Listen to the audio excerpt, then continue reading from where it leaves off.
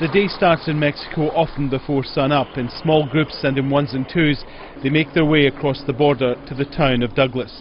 Some wait for a lift to school, others exhausted before the day has even started. It normally takes between 20 and 30 minutes to get across the border, but on the worst days it can take anything up to an hour and a half. For children who then have to go to school, it makes it a very, very long day.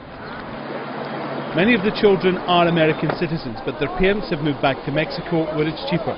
Simply, they shouldn't be going to school here. My parents live over there, and we're from Arizona, so we have to come here to school. Well, I was born here, so I need to come to school here in the United States. Some children tell us if they were born in the US, Mexico demands payment for schooling. To go to class here, they have to be resident. Maria lives in Douglas, but she's in charge of getting family members to school. I have to come early in the morning to make sure that my cousins come to school because their parents can't cross, and I have to make sure that they get across and just have them get a ride to school and make sure they're on time and everything. Many parents bend the rules to give their children the best possible education. That brings conflict with the local school superintendent. The state of Arizona gives taxpayer money to run school districts. It wants one form of ID to prove residency.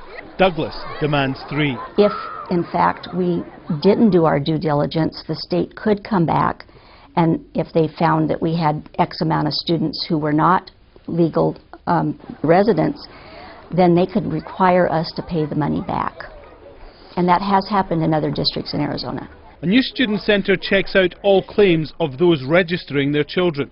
If she brings the license, the ID. And there are many ways people try to cheat the system. Driver's licenses that are doctored, birth certificates that are doctored, utility bills that are also altered. When school's out, many of those picking up the children have cars with Mexican license plates. Some pay to have their children attend school in the US, but some are just taking their chances, hoping it'll give their children a better education, a better future, a better life, wherever they end up. Alan Fisher, Al Jazeera, Douglas, Arizona.